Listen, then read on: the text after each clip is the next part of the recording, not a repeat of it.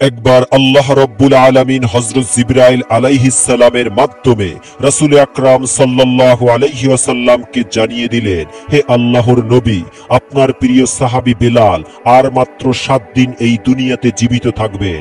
7 দিন পরে তিনি ইন্তেকাল করবেন। রাসূল আকরাম সাল্লাল্লাহু আলাইহি ওয়াসাল্লাম আল্লাহ রব্বুল আলামিনের পক্ষ থেকে এই সংবাদ জানার পরে তিনি তার বিশিষ্ট সাহাবী হযরত উমর ও আলী রাদিয়াল্লাহু তাআলা আনহুমাকে বললেন, হে আমার সাহাবীরা, আমি জানতে পারলাম আমার প্রিয় সাহাবী বেলাল আর 7 দিন পর এই দুনিয়া থেকে ইন্তেকাল করে চলে যাবেন, কিন্তু আমি জানি আমার এই প্রিয় সাহাবী এখনো বিবাহের সুন্নাত আদায় করেনি। তাই তোমরা যাও, মদিনার প্রতিটি ঘরে ঘরে খুঁজে দেখো আমার এই প্রিয় সাহাবীর সাথে কোনো মেয়ের পিতা তার কন্যাকে বিবাহ দিতে রাজি হয় কিনা। তবে তোমরা সেই পিতাকে অবশ্যই বলে দিবে যে বেলাল আর মাত্র 7 দিন জীবিত থাকবে। হযরত আলী ও উমর ফারুক রাদিয়াল্লাহু তাআলা আনহুমা রাসূল আকরাম সাল্লাল্লাহু আলাইহি ওয়াসাল্লামের কাছ থেকে এই নির্দেশ পাওয়ার পরে হযরত বেলাল রাদিয়াল্লাহু তাআলা আনহু এর জন্য পাত্রীর সন্ধানে বেরিয়ে পড়লেন। তারা কন্যার পিতার কাছে গিয়ে বলতেন, আল্লাহর প্রিয় সাহাবী হযরত বেলাল রাদিয়াল্লাহু তাআলা আনহু এর জন্য রাসূল আকরাম সাল্লাল্লাহু আলাইহি ওয়াসাল্লাম বিবাহের একজন পাত্রী খুঁজছেন। আপনারা কেউ কি আপনাদের কন্যাকে বেলালের সাথে বিবাহ দিতে রাজি আছেন? তাদের এই কথা শুনে কন্যার পিতা বলতে লাগলো, আমরা কেন আল্লাহর নবীর প্রিয় সাহাবী হযরত বেলালের হাতে আমাদের কন্যাকে তুলে দিব না? আমরা অবশ্যই তার সাথে আমাদের কন্যাকে বিবাহ দিতে চাই। এটা তো আমাদের জন্য একটি সৌভাগ্যের ব্যাপার হবে। তখন হযরত আলী ও উমর রাদিয়াল্লাহু তাআলা আনহুমা তাদেরকে বললেন, কিন্তু তোমরা একটি বিষয় জেনে রাখো, হযরত বেলাল আর মাত্র 7 দিন এই পৃথিবীতে জীবিত থাকবে। 7 দিন পরে তিনি ইন্তেকাল করবেন। আল্লাহর রাসূল সাল্লাল্লাহু আলাইহি ওয়াসাল্লাম তোমাদেরকে সংবাদটিও জানিয়ে দিতে বলেছেন।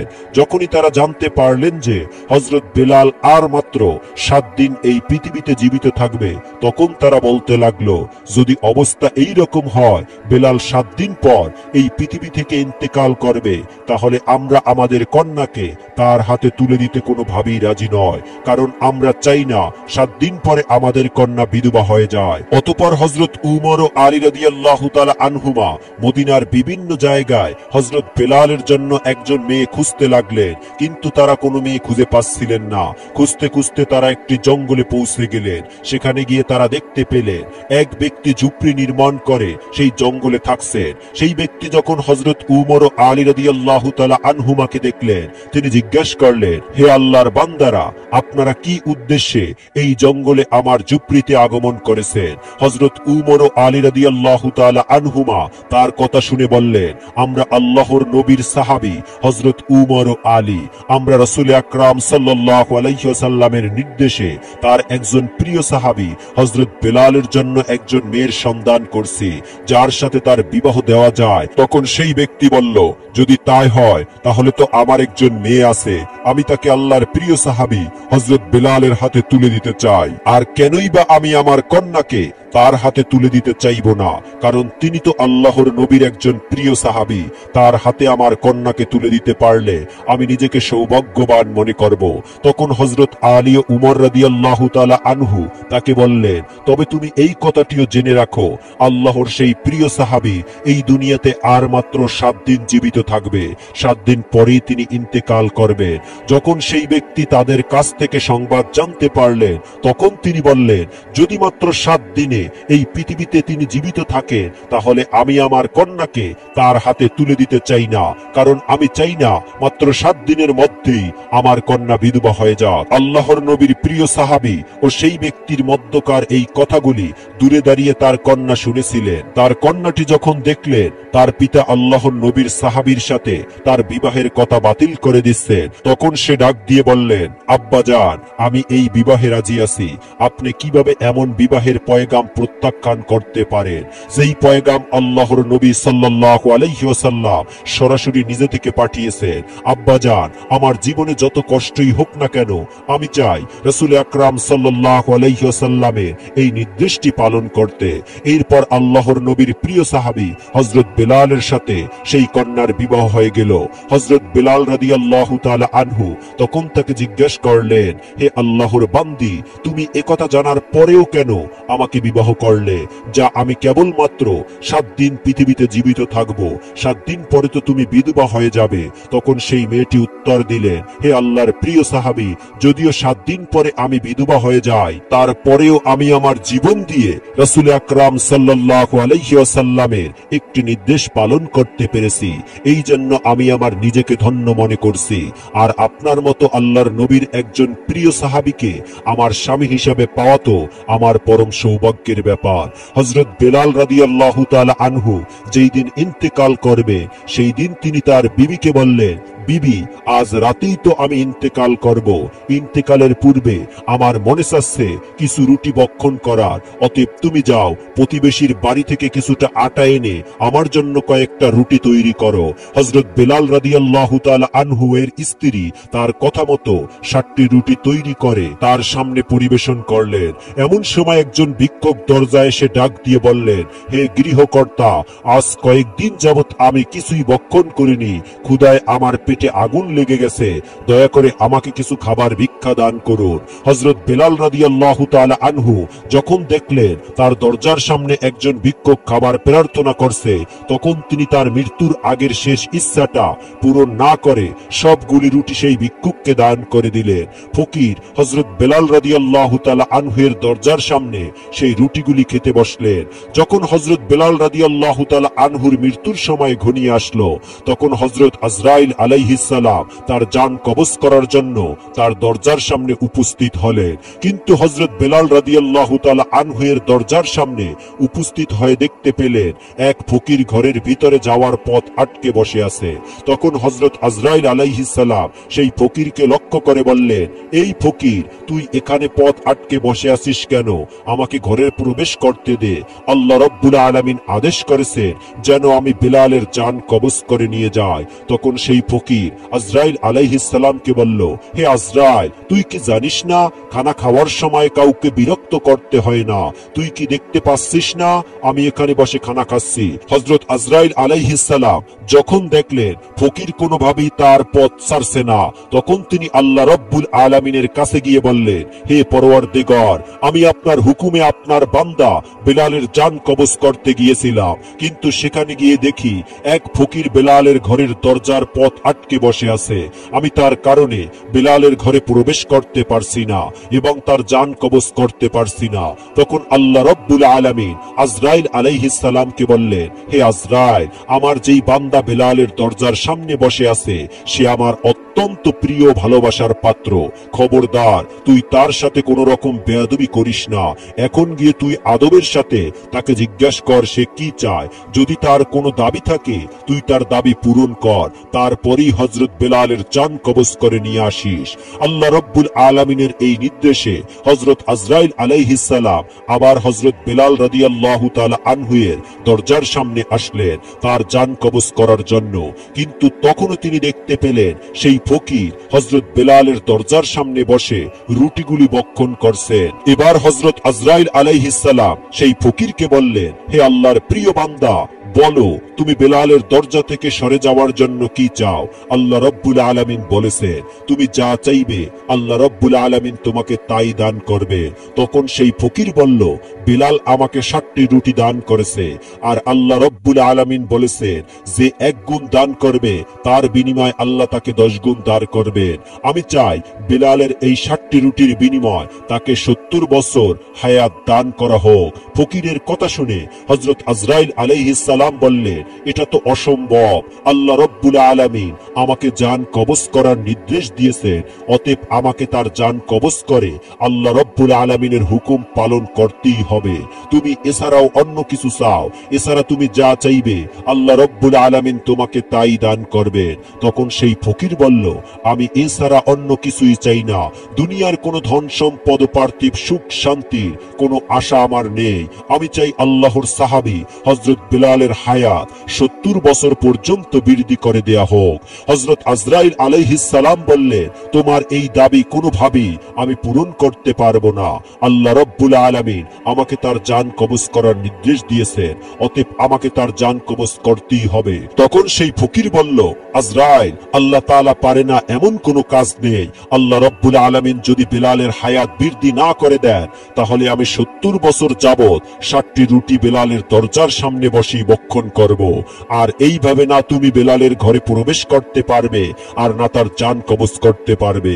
রাসূল আকরাম সাল্লাল্লাহু আলাইহি ওয়াসাল্লাম পবিত্র হাদিস শরীফে ঘোষণা করেছেন, আল্লাহ রাব্বুল আলামিনের এই দুনিয়াতে আল্লাহর এমন কিছু প্রিয় বান্দা রয়েছে, লাউ আকসামা আলাল্লাহি লা আবরারহুম, যদি তারা আল্লাহ রাব্বুল আলামিনের নামে শপথ করে কোনো কথা বলে দেন, তাহলে আল্লাহ রাব্বুল আলামিন অবশ্যই তাদের সেই দাবি পূরণ করবে।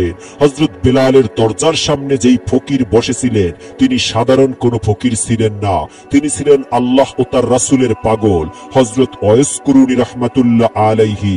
হযরত ওয়াইস কুরুনী রাহমাতুল্লাহ আলাই যখন আল্লাহর কাছে হযরত বেলালের হায়াত বৃদ্ধির জন্য দাবি করে বসলেন, তখন আল্লাহ রাব্বুল আলামিন এই দাবি পূরণ না করে আর পারল না।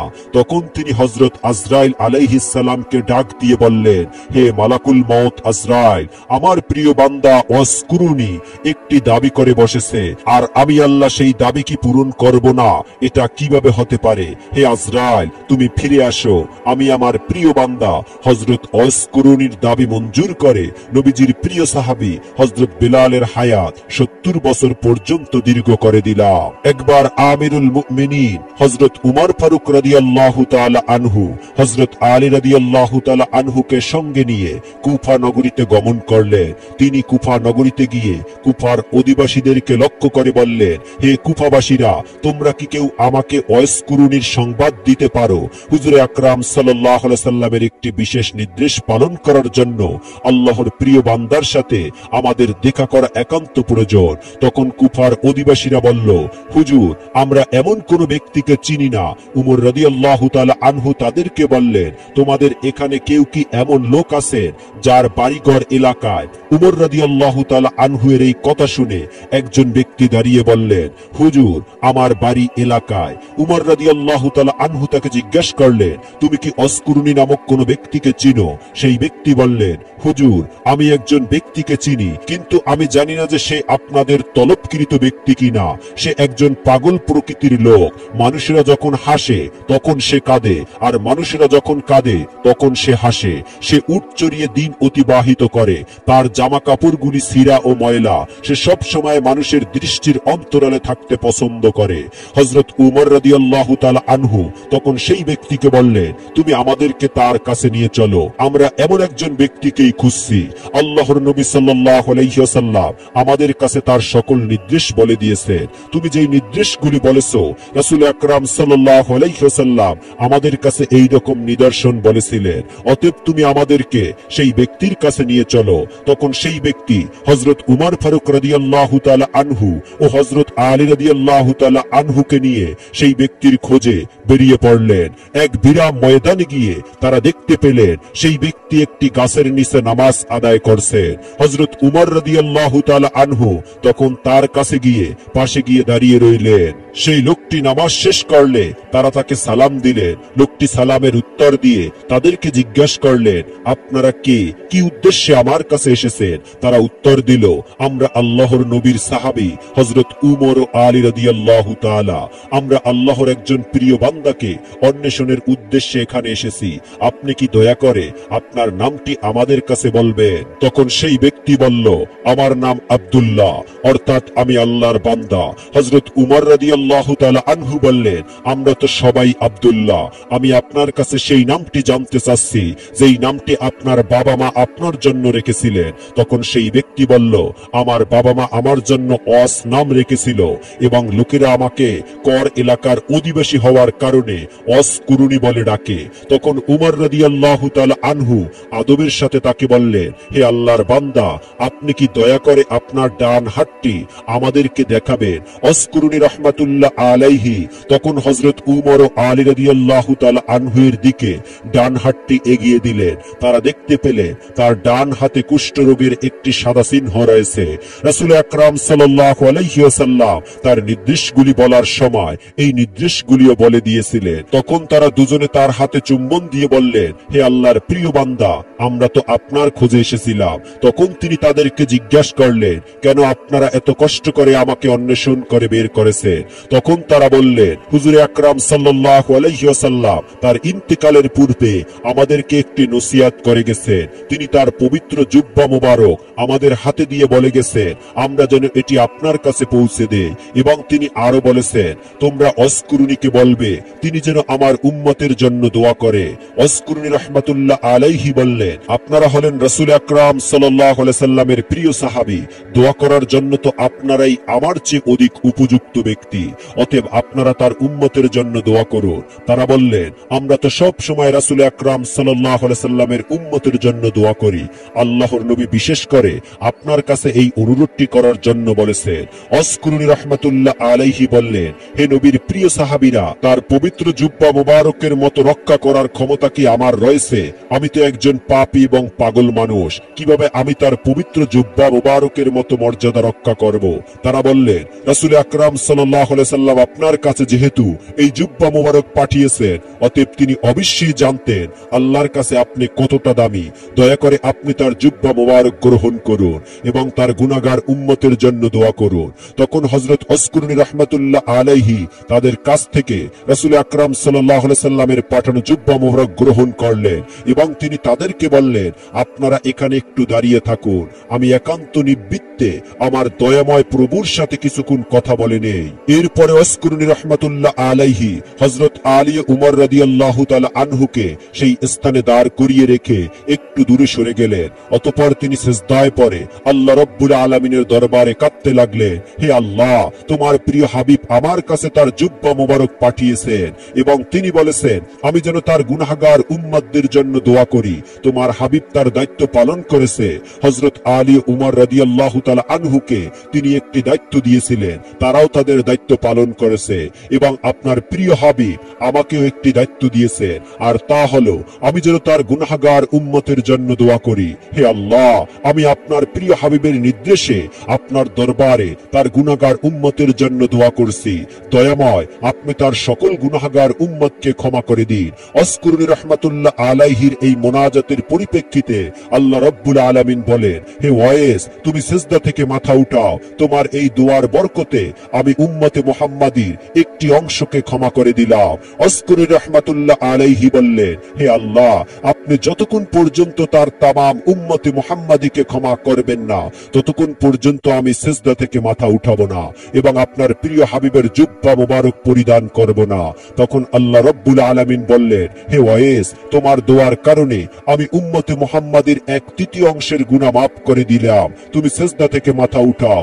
অস্কুরুনি রাহমাতুল্লাহ আলাইহি বললেন, হে আল্লাহ, যতক্ষণ না আমি আপনার প্রিয় হাবিবের সমস্ত উম্মতের গুনাহগুলো মাফ করবেন, ততক্ষণ পর্যন্ত আমি সিজদা থেকে মাথা উঠাবো না এবং আপনার প্রিয় হাবিবের জুব্বা মুবারক আমি গায়ে দিব না। তখন আল্লাহ রাব্বুল আলামিন বললেন, হে ওয়াইস, তোমার দোয়ার কারণে আমি অর্ধেক উম্মতে মুহাম্মাদের গুনাহ মাফ করে দিলাম, তুমি সিজদা থেকে মাথা উঠাও। অস্কুরুনি রাহমাতুল্লাহ আলাইহি পুনরায় আল্লাহ রাব্বুল আলামিনের দরবারে আরজ করলেন, হে আল্লাহ, আপনি তামাম উম্মতে মুহাম্মাদের গুনাহগুলো মাফ করে দিন, তখনই কেবল আমি সিজদা থেকে মাথা উঠাবো।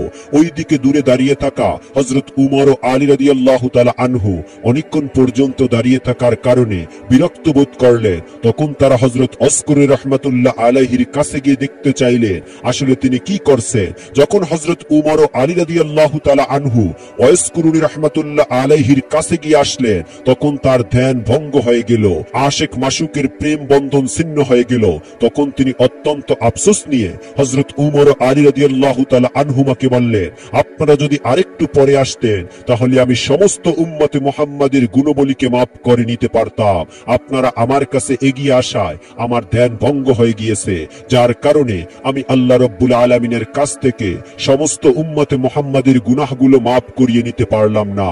তখন তারা আফসোসের সাথে আল্লাহ রাব্বুল আলামিনের দরবারে তওবা করে ফরিয়াদ করলেন, হে আল্লাহ, আপনার প্রিয় বান্দার ধ্যান ভঙ্গ করার করার জন্য আপনি আমাদেরকে ক্ষমা করে দিন। এরপরে হযরত আলী রাদিয়াল্লাহু তাআলা আনহু আশকুরি রাহমাতুল্লাহ আলাইহিকে বললেন, হে আল্লাহর বান্দা, আল্লাহর রাসূলকে কতটা ভালোবাসেন, তারপরেও কেন আপনি তার জীবদ্দশায় মদিনায় এসে তার সাথে সাক্ষাৎ করেননি?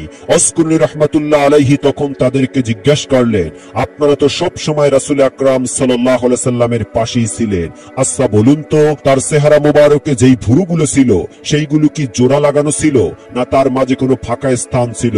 হে আল্লাহর প্রিয় বান্দা, রাসূল সাল্লাল্লাহু আলাইহি সাল্লামের সম্মান ও মর্যাদার দিকে লক্ষ্য করে আমরা কখনোই তার চেহারার দিকে তাকাতে পারতাম না। তখন আশকুরি রাহমাতুল্লাহ আলাইহি তাদেরকে বললেন, হে নবীর প্রিয় সাহাবীরা, কিন্তু আমি কখনো নবীকে দেখিনি, তারপরেও তোমাদেরকে বলে দিচ্ছি, রাসূল আকরাম সাল্লাল্লাহু আলাইহি সাল্লামের চেহারার ভুরু মোবারক গুলি একাত্রে জোড়া লাগানো ছিল।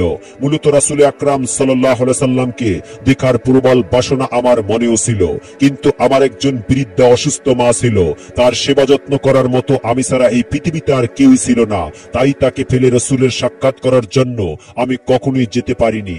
এরপর হযরত উমর রাদিয়াল্লাহু তাআলা আনহু আশকুরি রাহমাতুল্লাহ আলাইহির কাছে আরজ করলেন, আপনি আমার জন্য আল্লাহর কাছে একটু দোয়া করুন। আশকুরি রাহমাতুল্লাহ আলাইহি বললেন, আমি কোনো ব্যক্তি বিশেষের জন্য দোয়া করি না, আমি আল্লাহর কাছে প্রতি নামাজের পরে দোয়া করি, তোমার প্রিয় হাবিবের যেই সকল উম্মতের ঈমান নিয়ে দুনিয়া থেকে বিদায় গ্রহণ করবে তাদেরকে তুমি ক্ষমা করে দাও। অতএব আপনি যদি ঈমান নিয়ে এই দুনিয়া থেকে বিদায় গ্রহণ করতে পারেন তাহলে আমার এই দোয়া পরকালে আপনাকে খুঁজে নিবে। হযরত উমর রাদিয়াল্লাহু তাআলা তখন তাকে বললেন, জনাব, আমি কি আপনার খোরপোশের জন্য কুফার গভর্নরের কাছে একটি চিঠি লিখে দেব, যাতে প্রতি মাসে সে আপনাকে একটি নির্দিষ্ট পরিমাণ অর্থ দান করে, যার মাধ্যমে আপনি আপনার জীবন সচ্ছলতার সাথে অতিবাহিত করতে পারবেন? তখন আশকুরি রাহমাতুল্লাহ আলাইহি উমর রাদিয়াল্লাহু তাআলাকে 2টি দিরহাম দেখিয়ে বললেন, এই 2টি দিরহাম আমি উৎসরিয়ে উপার্জন করেছি, আপনি কি আমাকে নিশ্চয়তা দিতে পারবেন যে 2টি দিরহাম খরচ করার জন্য আমি জীবিত থাকতে পারবো? আর যদি আপনি আমার বেঁচে থাকার নিশ্চয়তা দিতে না পারেন তাহলে আপনার নজরানার কোনো প্রয়োজন আমার নেই। হযরত উমর ফারুক রাদিয়াল্লাহু তাআলা আনহু তখন তার কথা শুনে অজর নয়নে কাঁদতে লাগলেন। অতঃপর তিনি বললেন, হে আল্লাহর বান্দা, এই পৃথিবীতে কে কার মৃত্যুর গ্যারান্টি দিতে পারে? হায় আফসোস, আমরা দুনিয়াকে নিয়ে কতটা ব্যস্ত পাগল হয়ে গিয়েছি। আপনাদের মতো আল্লাহর প্রিয় বান্দারা রয়েছেন বিদায় আল্লাহ রাব্বুল আলামিন আপনাদের উসিলায় আমাদেরকে রিজিক দান করেছেন। যদি এই পৃথিবীতে আপনাদের মতো বান্দা না থাকতো তাহলে হয়তো আল্লাহ রাব্বুল আলামিন আমাদেরকে এক ফোঁটা পানীয় রিজিক হিসাবে দান করতেন না।